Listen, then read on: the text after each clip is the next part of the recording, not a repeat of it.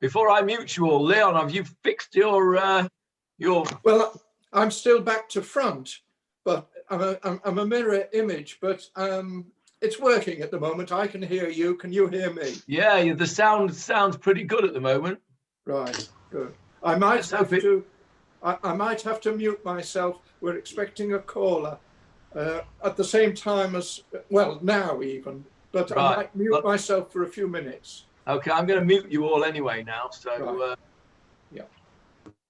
Okay, right, let's let David in. Right, okay. Now, not a mention about last night even, Johnny. I can't believe it. I don't like to gloat, Johnny. It's not right. Leon's complaining we didn't score 10. I don't want to upset Leon. I don't want to upset Leon. It's all right, Leon, you're muted. We can't hear you. It's very good. Stay muted. We don't want to hear. We don't want to hear. So, yes, in celebration of last night's excellent victory, I was going to say something nice about you, Julia. Now, I don't think I'll bother. Julia's got herself a new Gemarrah, and she's very excited to use it. And if you want to see where we're up to in your Gemarrah, we're on page 39. Julia, in your Gemarrah, and Michael's also got one. So those of you that don't have one, I'm going to share the screen right now. Okay, there we go.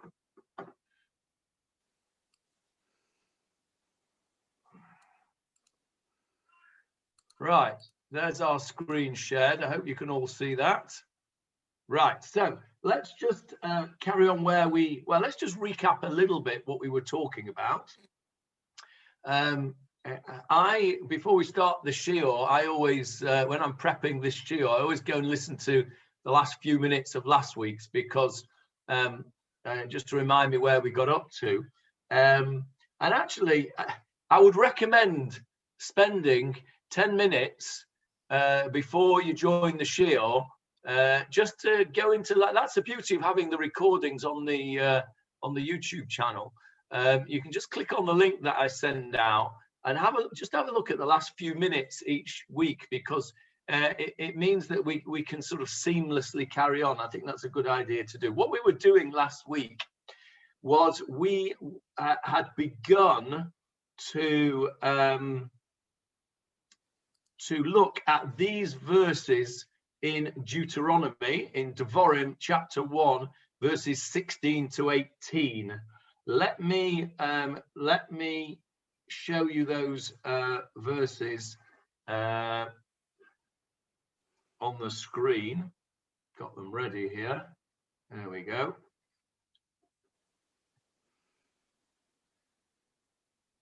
Right, there we go.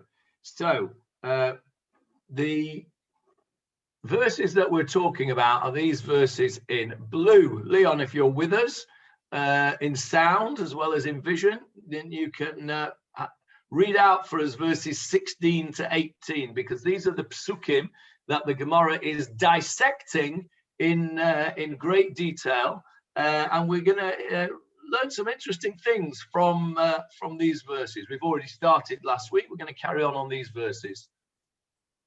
I instructed your judges at that time, saying, listen among your brethren and judge righteously between a man and his brother or his litigant.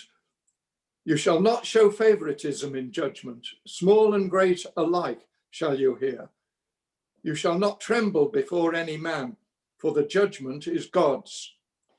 Any matter that is too difficult for you, you shall bring to me, and I shall hear it. I commanded you at that time all the things that you should do.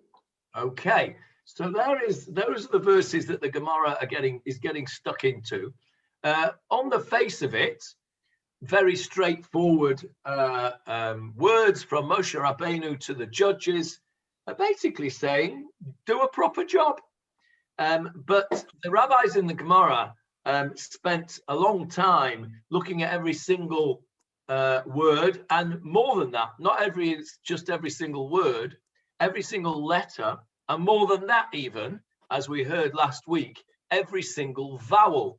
Because last week we looked at this word here, shamoa, which is really, which is the same word as shema. Shamoa, you shall listen.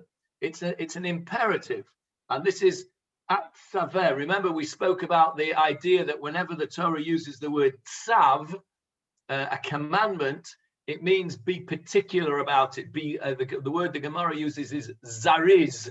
Be particular. Be very particular and meticulous. And then we said that this word shamoa was an instruction to the judges to listen to the disputes bein achechem, between your brothers. On the face of it, it just means a dispute between your brothers, but it means, says the Gemara, no, you also have to listen to it between your brothers, i.e. when you have one litigant on one side and one litigant on the other side. In other words, you can't hear a case without both litigants present. That's what we said last week. And then we said at the end, right at the end of last week, that the word shamoa consists of a shin, a mem, and an ayin, as you can see there where I'm pointing it out. I'm hoping you can see the screen at the moment. Is that right? Yeah, you can? Okay. So that shin, that mem, and that ayin, somebody, and we will discuss in a second who that somebody is, decided that the way that word should be is shamoa, with a little kamatz there. That's called a kamatz, the little vowel that looks like a T is called a kamatz, and it's pronounced in an Ashkenazi pronunciation, it's pronounced oh, and in a Sephardic pronunciation, it's pronounced ah. And that little dot at the top there is called a chulam, and that's pronounced oh or oi or o, depending on which part of the world you come from. And then that little line there underneath the ayin is called a patach, and that is pronounced ah. So if you were saying this in Ashkenazic, you would say shamoa, and in Sephardic it would be shamoa. But either way, somebody has decided that those vowels are the correct ones for that word. We said last week that it could also be vowelized in a different way. You could have a patach under the shin, which will be the little line that we've got under the ayin, and that would be sha. You could have a chere, which are the two dots, which are pronounced a in Ashkenazic or in Sephardic, and then you could still have your patach there. In that case, it would say shamea, which is a different conjugation of the verb, and it means to make heard, as opposed to hear or listen. So if you had vowelized it that way, this would be an instruction to the litigants: make heard your judgment between your brothers. In other words, it's a commandment to the litigants as well as to the judge not to give his evidence until his opponent has arrived. So that's what we did last week, and it was all based on the vowelization of the three letters shin, mem, ayin. We're going to have a look now in the Gemara. I'm going to take you back to the Gemara in a second. We're going to have a look now at a different opinion as to how we learn this out, which is based on a similar linguistic change, if you like. Rav Kahana, and I'm going to take you back to the Gemara in a second. Rav Kahana agrees with the idea that a litigant shouldn't give his evidence on his own and that a judge shouldn't hear the evidence between the litigants, but he uses a different source. And I'll show you the Gemara in a sec after Howard has asked his question or made his comment. Johnny, now I think about it, two vowels on one consonant. Have we ever seen that anywhere else? Where have you got that? Well, you've got the O in Ashkenazi and the O from the O is on the mem. That's right. There are two vowels on that mem. No, that one underneath it is the trop, Howard. It's a. Oh, I thought you said it's the O sound. No, that's under the shin. Ashkenazi. Under the shin. Yes. So under the shin, you have an O. Okay. Yes, quite. Under the mem, you have the trop. That's a mapach. Oh, I see. Oh, I see. I misunderstood. So there's only one vowel on the. Yeah, there's one vowel. Yeah. Thank yeah. you. Okay. So yes, Julia. We can't hear you. You're muted. I get it. Okay. Isn't it interesting that the word disputes is not actually there and it's had to be put in? Because it's in square brackets and it goes straight to here between your brothers. It doesn't actually even mention the word disputes. It doesn't, but I think that the reason that they've put disputes in there, Leon, what does your translation say? Does it have disputes in there? In the Gemarrah or no, in the Chumash. In the Chumash.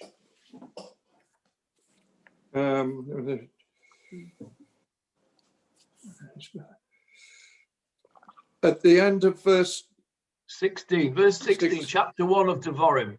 Yes, yes. And listen among your brethren and judge righteously between a man and his brother or his litigant. Right, so it doesn't have the word disputes because he translates it. Say that again slowly, Leon. I commanded your judges at that time. Yeah, I instructed your judges at that time, saying, listen among your brethren and judge righteously.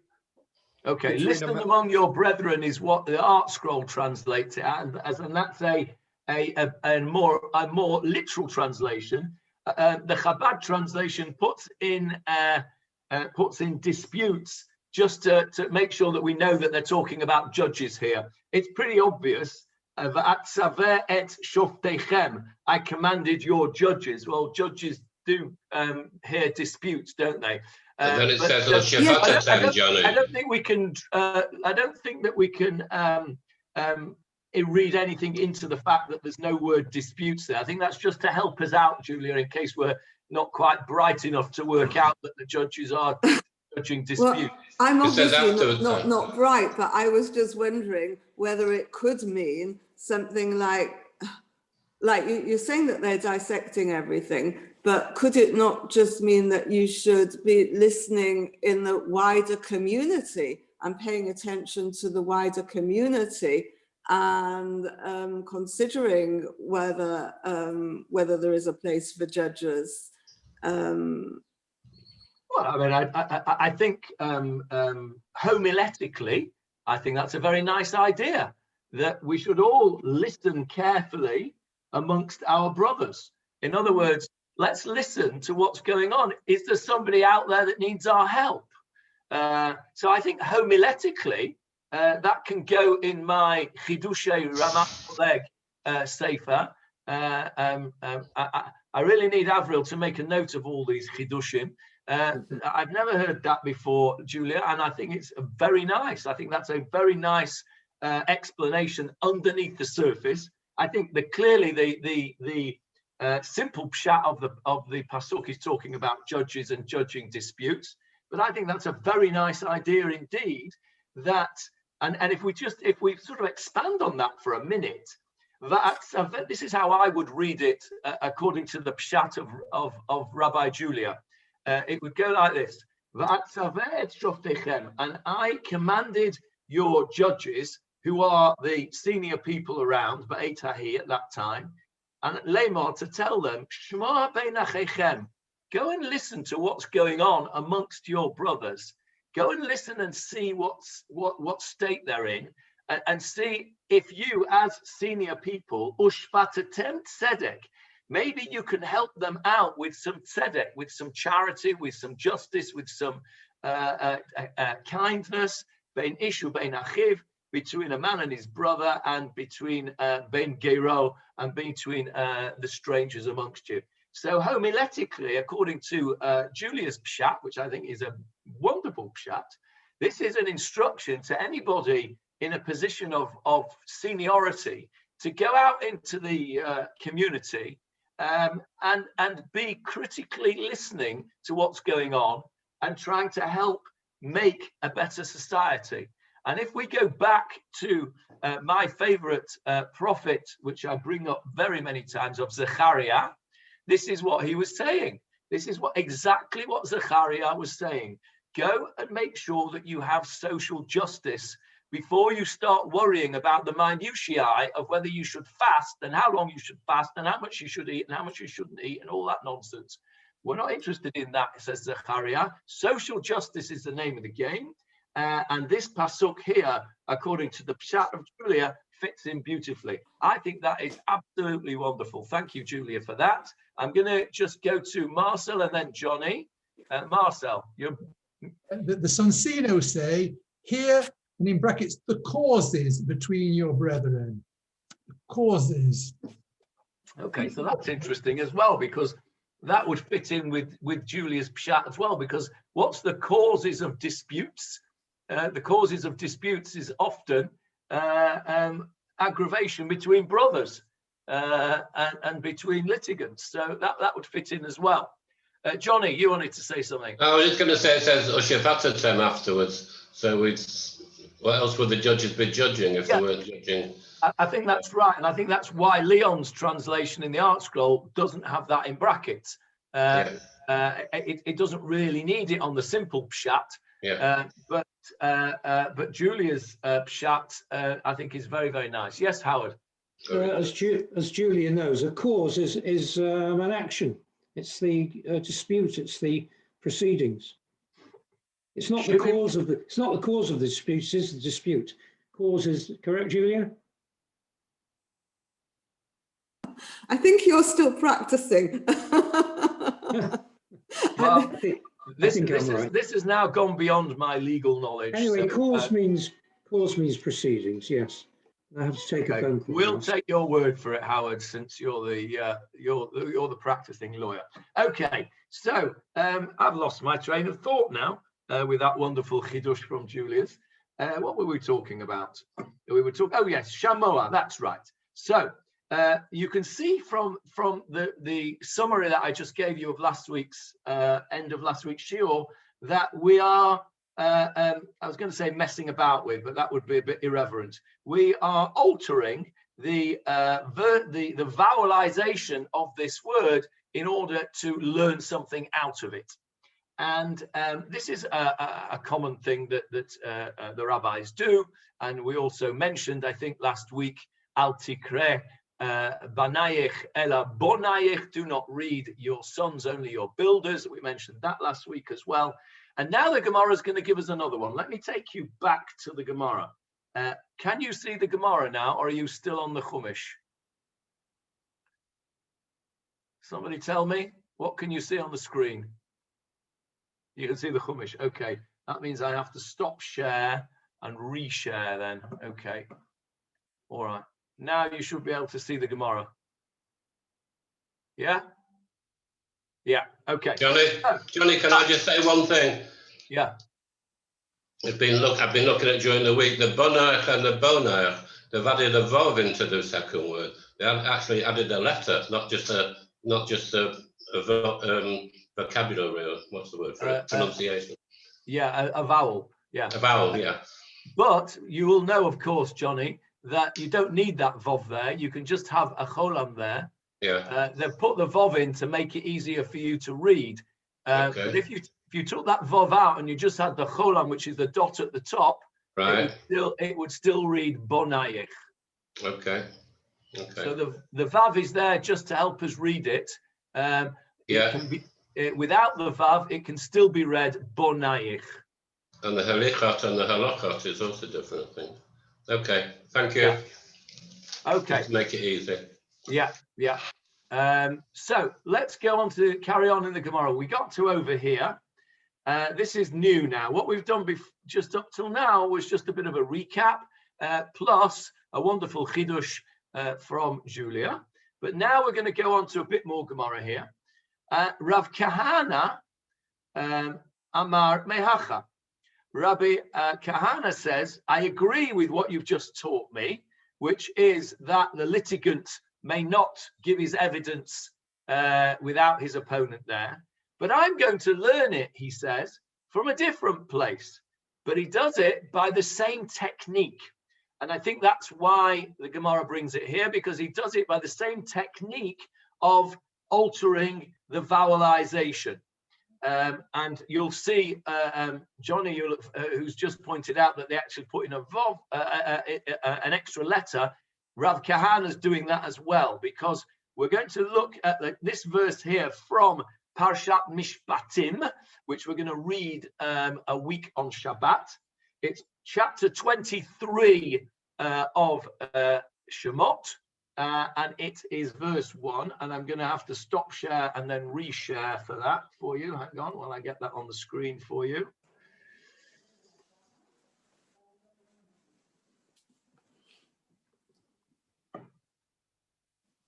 There we go. So you should have that Shemot there on the screen. Chapter 23, verse 1, Leon, please. Do not accept a false report. Do not extend your hand with the wicked to be a venal witness. Okay, so this is Lo Tisa Shema Shav. Do not accept, do not place, I suppose, place in your head Shema Shav, a false name, a false report. Lo Tisa, it is again in the same way as the previous Shamoa was an imperative. Lo Tisa, do not do something. This is Lo Tisa, do not accept a false report. That, of course, is speaking to the judges. Lo Tisa. Now, Rav Kahana says, what if the vowels were different? Instead of having Lo Tisa with the vowelization Tisa, what if you had it as Ta Si? Same letters, Ta Si. Let me take you back to the Gemara.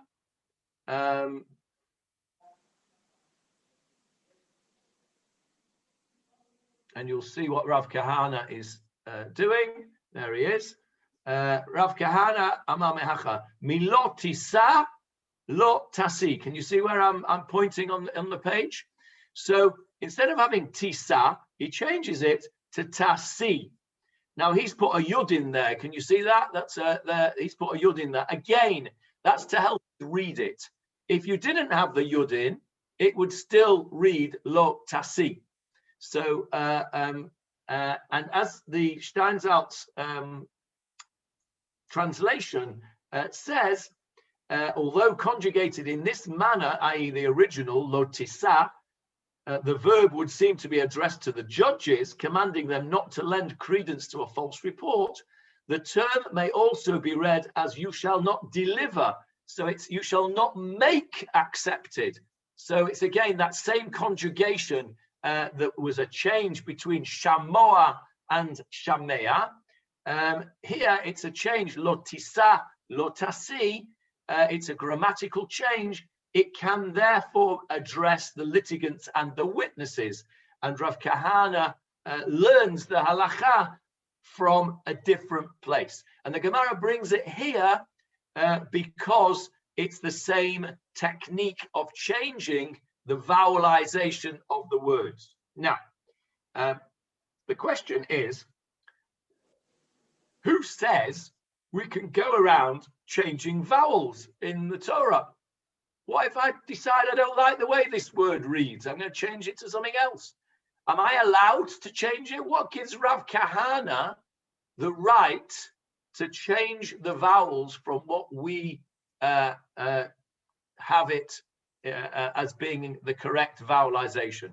And what who did the voweling, Johnny? That's what I'm coming to. That's what I'm coming to. Johnny, it's not just the vowel; it's the mem, the mi, the from that's been added as well.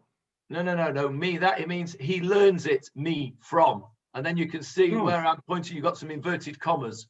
Yes, but the next one doesn't have me.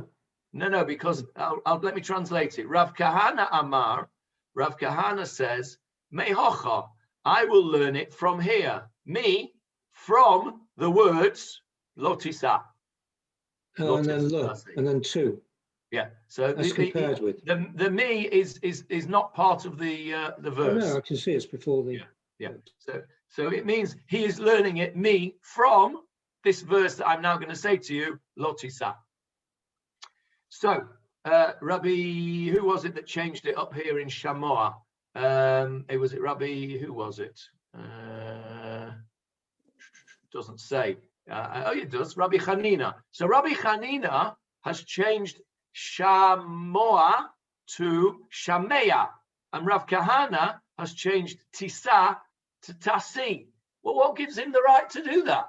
Who says he's allowed to do that? Well, in order to understand that, we have to know who it was that decided that these were the right vowelizations in the first place. Who decided it was Shamoah? Who decided it was Tisa in the first place? Now, there is something called the Masorah, which you will know from the word Masorti, means, Masorah means, any offers? What does Masorah mean? Tradition, is it? Tradition, that's right. Tradition. If I'd have been thinking on, I'd have got you a bit of Fiddler on the Roof there ready, but I didn't get it ready, and I haven't got time to find it right in the middle of the shiur. So you can look for it yourself if you want to listen to tradition. Yeah, Masorah means tradition. Now,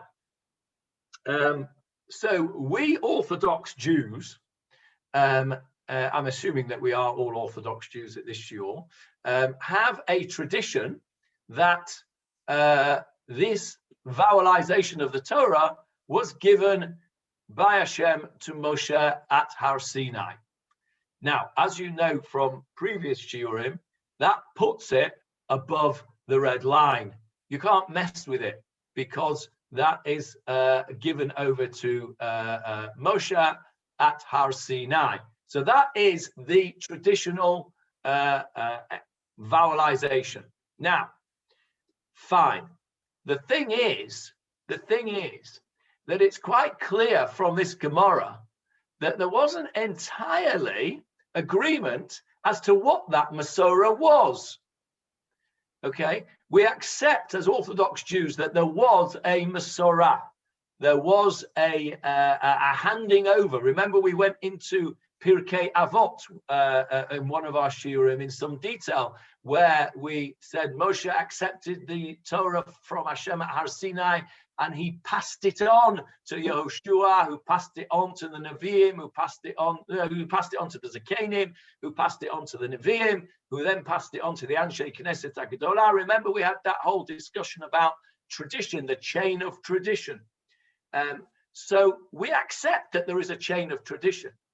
The problem is that we're not quite 100% sure what that original version was that passed on to Moshe. We now have an accepted version, which is Shamoah in this case and Tisa in this case. But there's a lot to know about how it got to be that was the Masorah. Now, is there anybody who is at this shiur who does not attend the Tanakh shiur on a Sunday? Or do you all attend that? Okay, in that case, with your permission, I'm going to park that, because I had intended probably this week's Tanakh shiur to actually go through in some detail the idea of the Masorah, of how we get to the versions that we get to. And the reason for that is that we're about to find a very interesting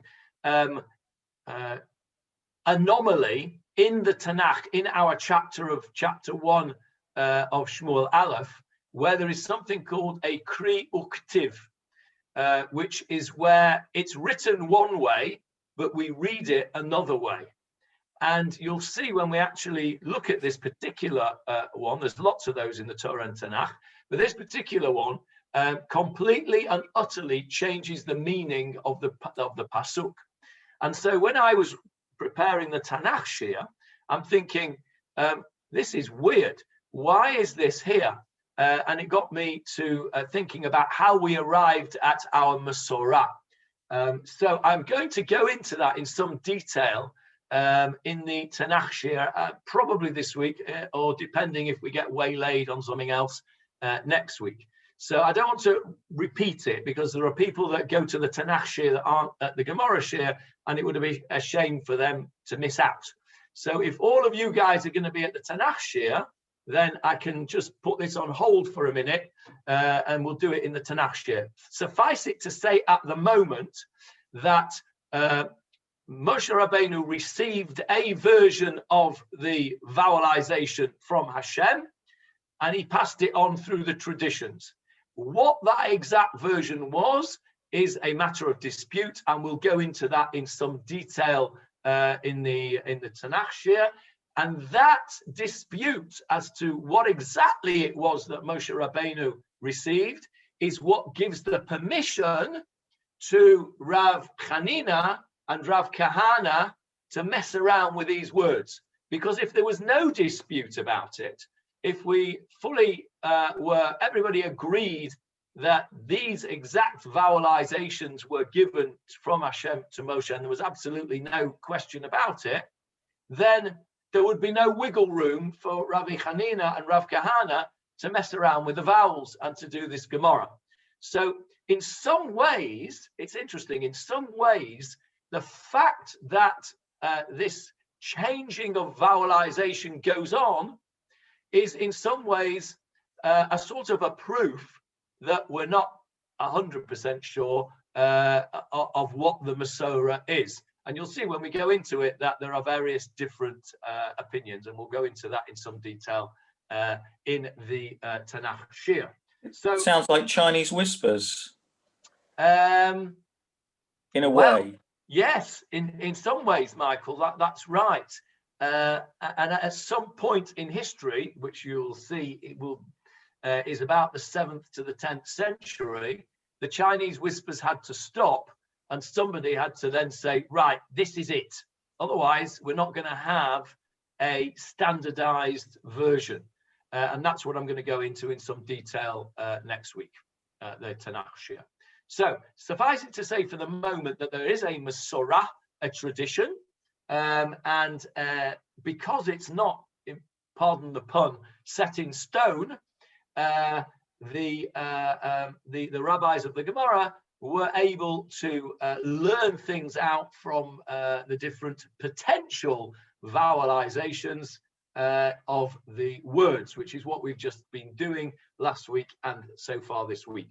So we're now going to, so we skipped. Rav Kahana took us over to Parashat Mishpatim for that verse. But now the Gemara is going back to our verses from Dvarim, which Leon read earlier on, and the next bit of the verse, after the verse has said, listen carefully to the evidence between your brothers. As Johnny pointed out, the next words are as follows: Ushfatatem tzedek.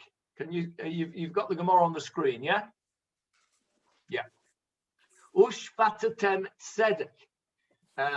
As Rav Steinzelt says, the Gemara returns to our verse in Deuteronomy cited above, and I charged your judges at that time, saying, here the cause is between your brethren, Ushfatatem tzedek, and judge righteously. And judge righteously. Now, this is very interesting because the rabbis now are dissecting these two words, Ushfatatem tzedek, judge righteously. So the obvious question is, well, surely that's obvious. Why would you need to tell a judge to judge righteously? What, he's going to, you expect him to judge unrighteously? Of course he's going to judge righteously. That's his job. He's a judge. Why is the Torah, which, as we know, doesn't waste any ink, telling us that the judge needs to judge righteously. And then so Reish Lakish gives us an explanation for this. He's asking that question. What he's saying is, what should I be learning from this rather obvious statement? The Torah must be telling me something else that I can learn from underneath the surface. Just as Julia earlier on taught us something underneath the surface of the Pasuk, Reish Lakish is also teaching us something underneath the surface. And he says, this is what it means. Tzadek et hadin va'achar kach chotchehu. Verify the judgment. Tzadek, ushvatatem tzedek. It's a double expression, really. Tzadek et hadin. Be absolutely certain. Verify it. Go over it again in your head. Va'achar kach.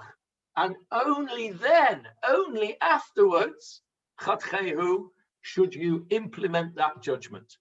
So again, it's Reish Lakish is explaining this expression to be an exhortation to the judges to be deliberate, as we've seen earlier on in different psukim, to be deliberate in their judgment, to be careful in their judgment, not to be precipitant in their judgment, to do it over again in their head, and to be certain what their opinion is and what the correct pshat, the correct halacha, the correct din, the correct judgment is. And only then, chotchehu, only then, when you're absolutely certain,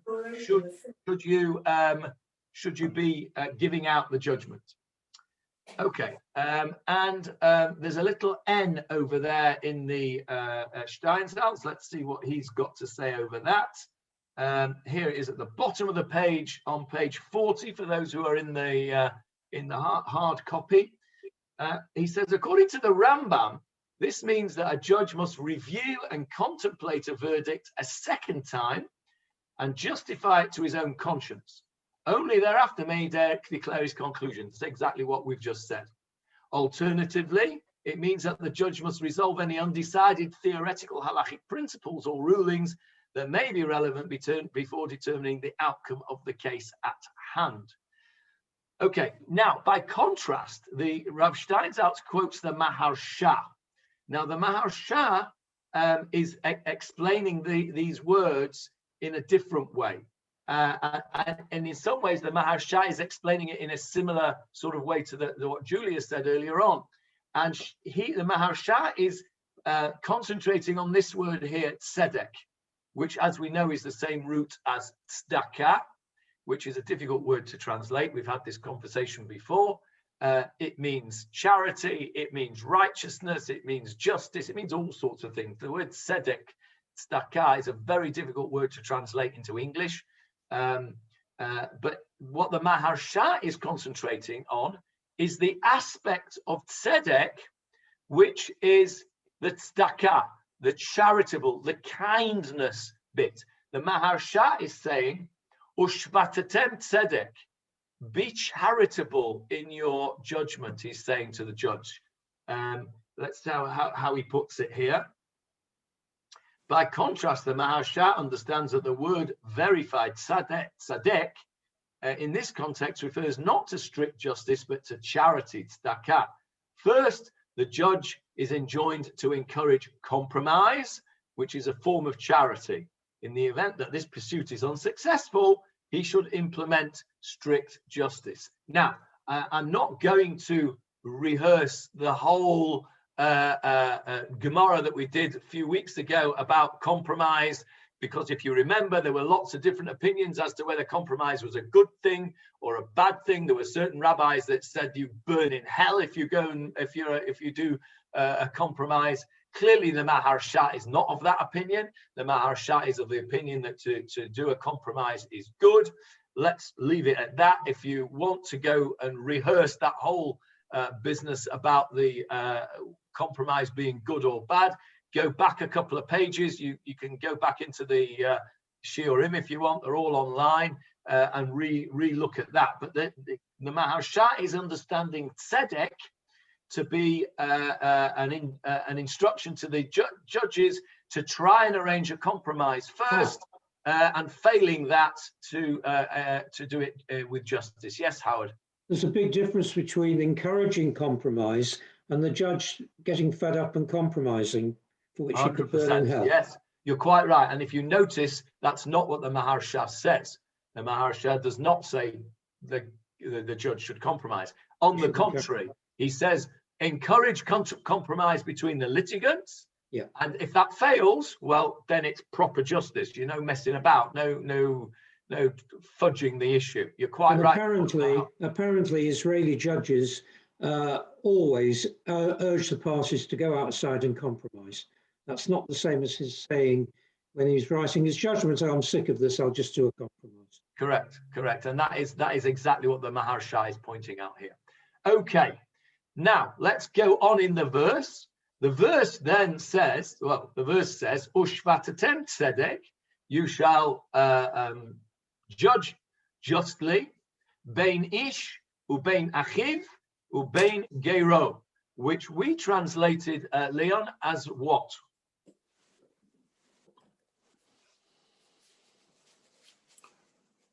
And listen among your brethren and judge righteously between a man and his brother or his litigant. Okay, a man and his brother and his litigant. Hebrew words, bein ish, ubein achiv, quite straightforward, between a man and his brother, ubein gero, and between his stranger, literally. What it means there in the translation of the Art Scroll, which is a standard translation, is that in this situation, a ger doesn't mean a convert. It means somebody who is a non-related litigant.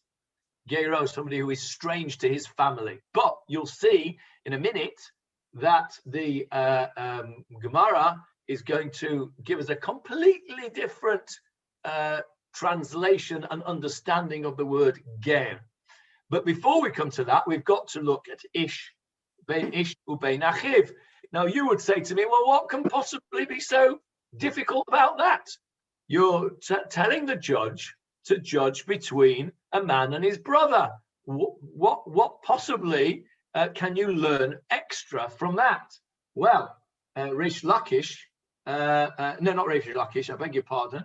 Rav Yehuda does learn something from that. He learns something out, and he says, Amar Rav Yehuda.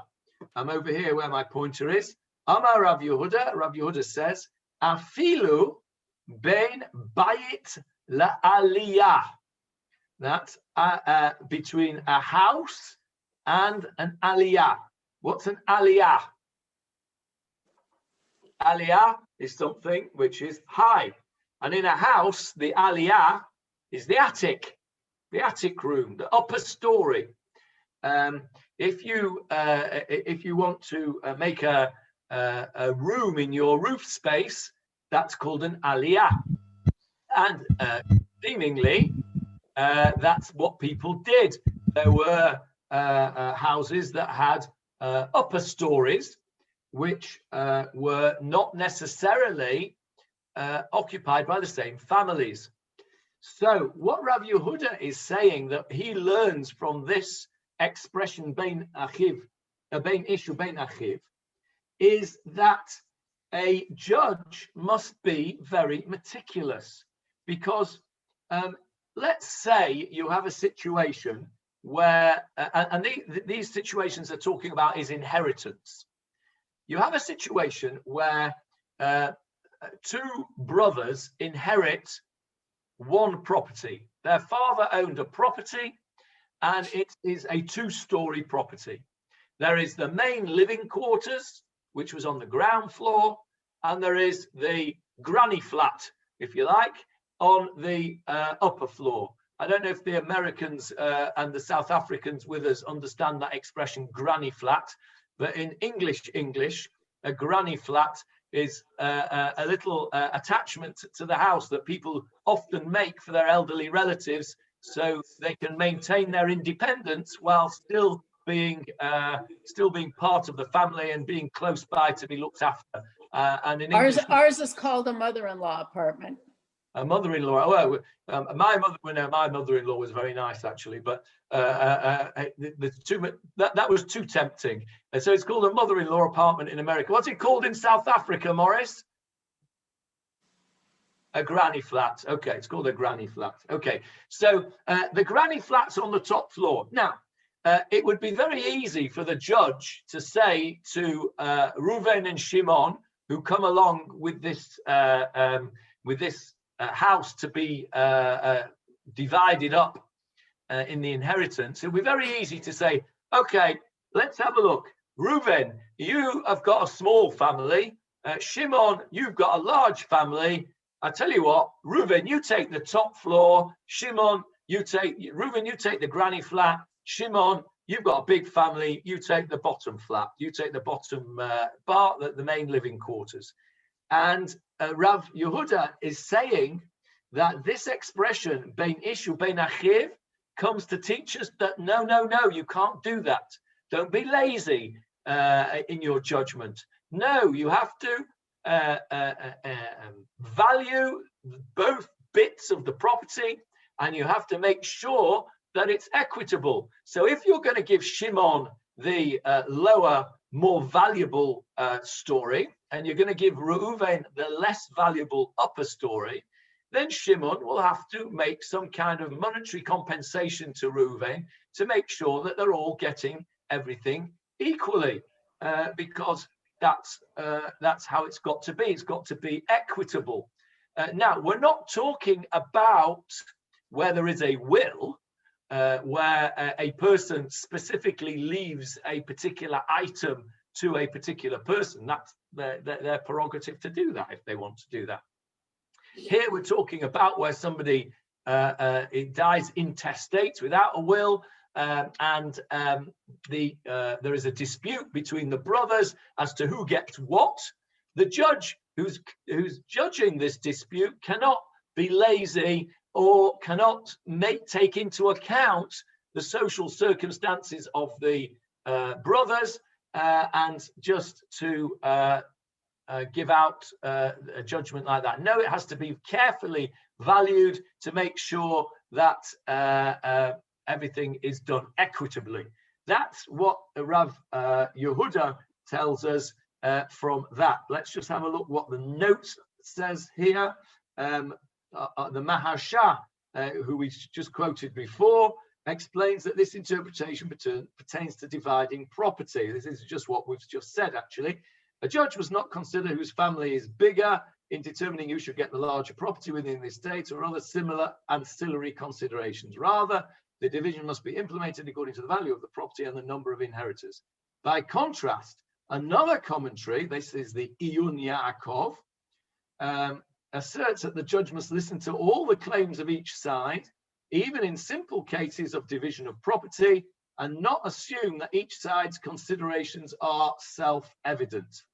Some explain that this interpretation is not related to dividing property or to inheritance, but that the judge must learn the halachot that dictate how much the owner of the upper story must pay the owner of the house, as well as to know how much one must distance a stove from an oven from a wall, so as not to cause damage. So what's that talking about?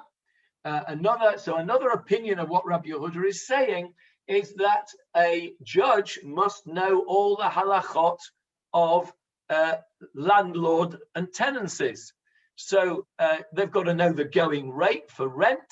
They've got to know how far a person has to move his stove away from the wall so that the smoke from the stove will not damage the property. So in other words, he has to know all the halachot of being a tenant in somebody else's property. So what Rav Yehuda says can be interpreted in various different ways. The Maharsha's pshat is the simple pshat that we're talking here about division of property and that it must be done in an equitable way. Okay, let's just move on, and then with this we'll finish this bit, and then we'll leave the next bit, which is the next bit of the pasuk, for next week. So the verse says, you shall judge righteously between a man and his brother, and we've explained what that means, ubein gero, and between his stranger, or between his litigant. So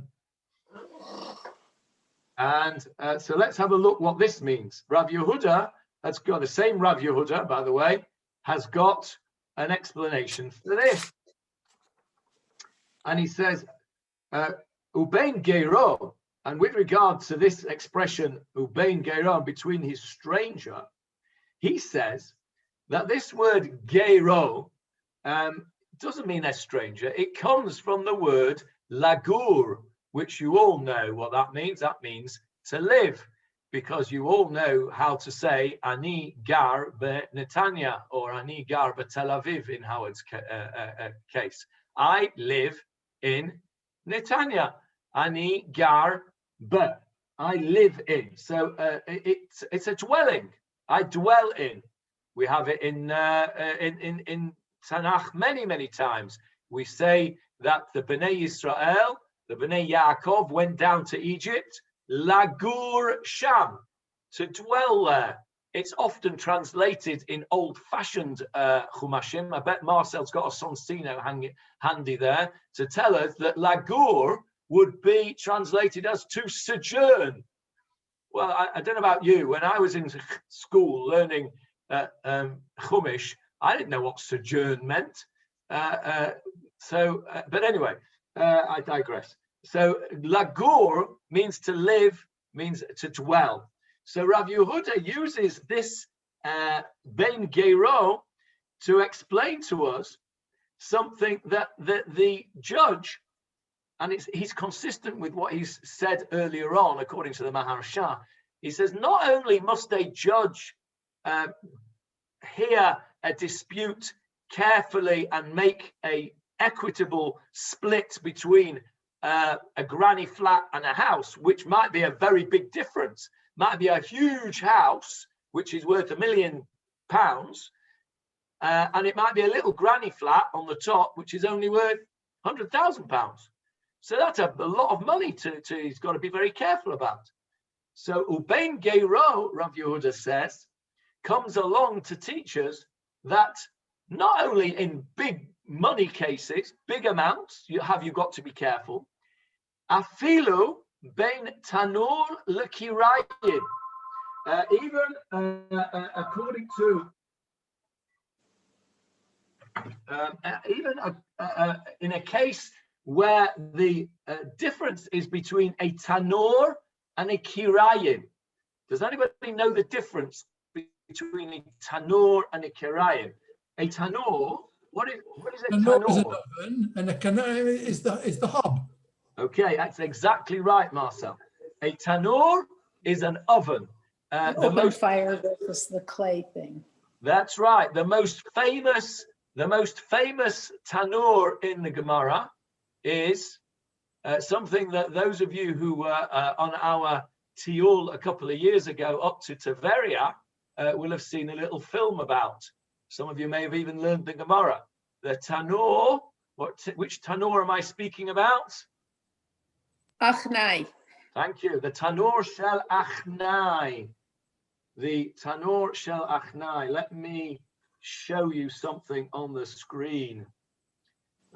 Okay. Oh, that's not what I want. That's what I want.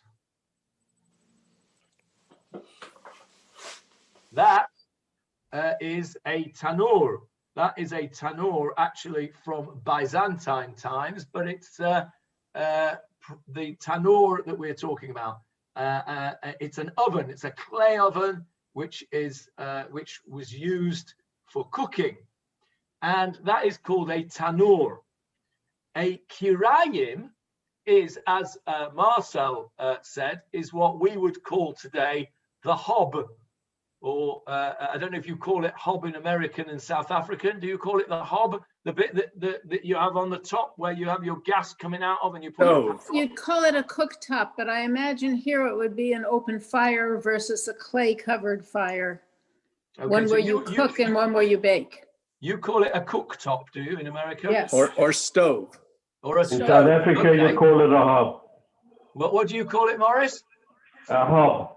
A hob. Okay, so the South Africans are with us on that.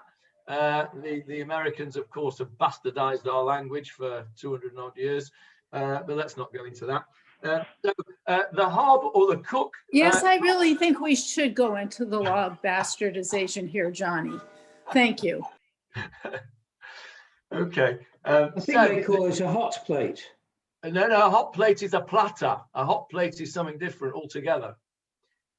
So the stove or the cooktop or the hob is that. There you go. You can see very clearly this is the cooktop, and it's very different to the tanur. So our Gemarrah here is talking about the difference between a tanur and a kirayim. And apparently the tanur is worth more than the kirayim. Now, I doubt that the difference in value between the tanur and the kirayim is anywhere near the difference between the lower story of a house and the upper story of the house. It's going to be much less, the difference, whatever it is. It may be a lot more expensive, but it's not going to be in that sort of range. But nevertheless, the Gemarrah is telling us, Rav Yehuda is, I'll come to you in a sec, Marcel. The Rav Yehuda is telling us that the judge must be meticulous. When he says bein gero, he uses that connection of the word ger to lagur, to live in, to dwell in. These are the things that you have in a dwelling place. You have a tanur, you have a kirayim, you have all sorts of utensils.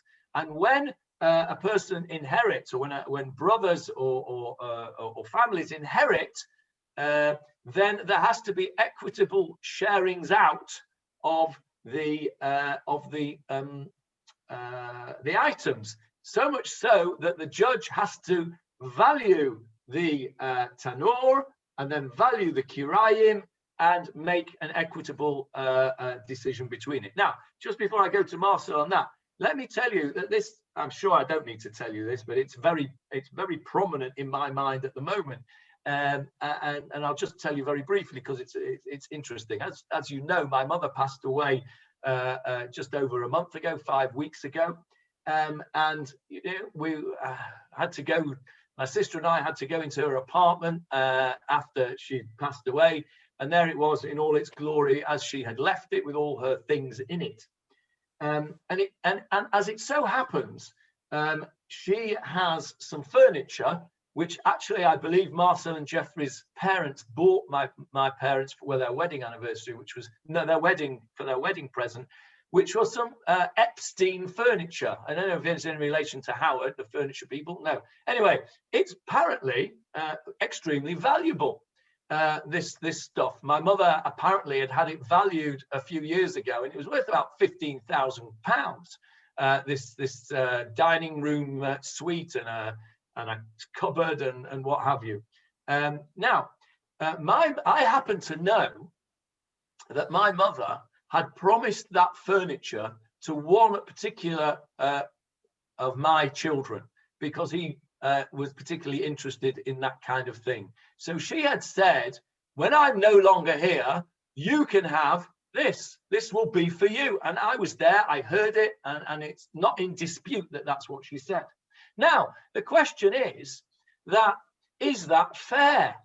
Is that fair that she has given something to one kid worth £15,000 and some of the others are only going to get bits and bobs? They might get, a silver becher worth, 100 quid or something. So my sister and I were discussing this, actually. It sounds a bit mercenary, but I mean, it just came up just because the furniture was the first thing that sort of hit us as we went in. And my sister said, oh, I remember Mum promised that to so-and-so. So what's the situation? What do we do? well, this Gemarrah tells us what we have to do, because what we have to do is to value that and value everything else and make sure that everything's equitable. So this Gemarrah that we are learning now, being Tanor L'Kirayim, that the Rav Yehuda is telling us that whoever's doing the judging, in this case it's my sister and I, has to take into account the value of all the items between the Tanor and the Kirayim. And that is a very contemporary issue which still applies to today. So anybody that says that the Gemarrah is old-fashioned is not speaking the truth. Right, Marcel, you were desperate to tell us something. Yes, you spoke about the small room on the roof being less value than the ground floor. Well, according to prices in Israel, and those of you in Tanya living in high-rise buildings will know that those apartments higher up are costing much more than the ones low down. And you're absolutely right. You're absolutely right. Yeah, but that was just by and by. What I wanted to ask you, Jonathan. Look at this. I've been wanting to ask for a little while, as we're just talking about ovens and hobs. There is somewhere in the Gemarrah that I learned many, many years ago about the moving of the stones on the oven, the hot stones on the oven. And all I want you to do, and not just now, if you could make a note to find me where that is in the Gemarrah. I want to refer to it for something. Okay, moving hot stones off the... Yes. I think it might have been in Shabbat, but I'm not sure. In Masechta Shabbat, I think that's what I might have been learning at the time, but I'm not sure. Okay, I'll have a look for you, and I'll send you a message on the WhatsApp. I have a note to ask you for a long time about that. By narrowing it down to Shabbat doesn't really help. That's the longest and most wide-ranging Masechet of the entire Talmud. Yes, Howard. Just tell you something colloquial, although probably everybody knows it. There's hardly a street block in Israel in which there is not a vacant, dilapidated property, the subject of litigation between descendants of somebody who died owning it. It's the most lucrative source of litigation in Israel. I'm sure you're right. Well, they should all go and learn this Gemarrah that we're learning now. Okay. I have a question. Has anybody got any comments on this interesting? Yeah, Johnny, I have a comment. Speaking? Nachum. Oh, Nachum, yes, Nachum. Yeah. What you brought up is a realistic approach to how people should make sure that they put what they want in writing so that their relatives will have no doubt about what their inheritance is supposed to be or what it's not going to be.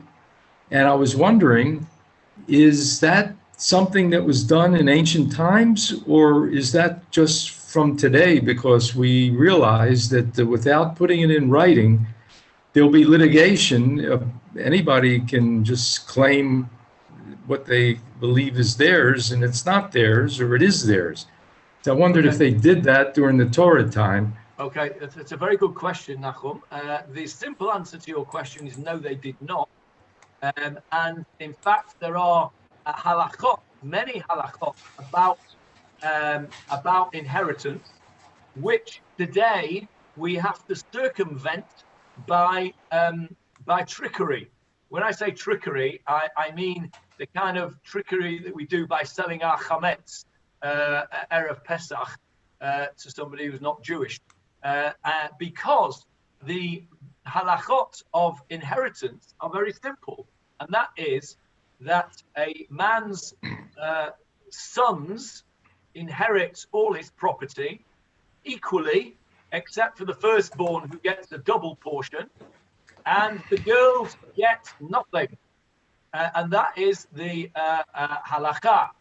So in today's society, if we lived in a halachic world, a world which had only halakha and not other secular laws, that is how inheritance would go. Would make no difference.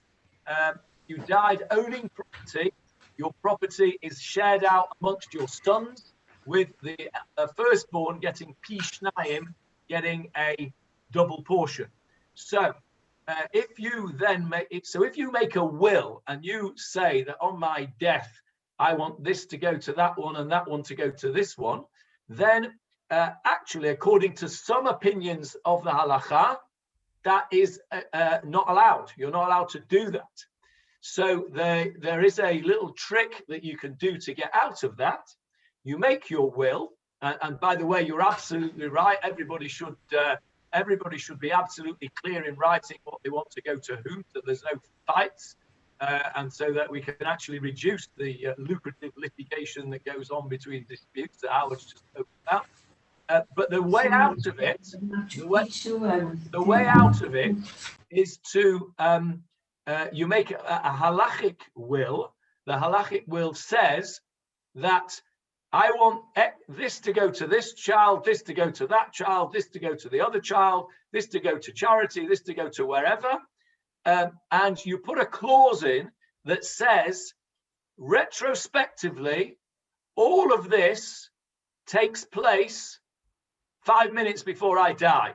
I gift, because al pi halacha, according to halacha, in your lifetime, you can gift whatever you want.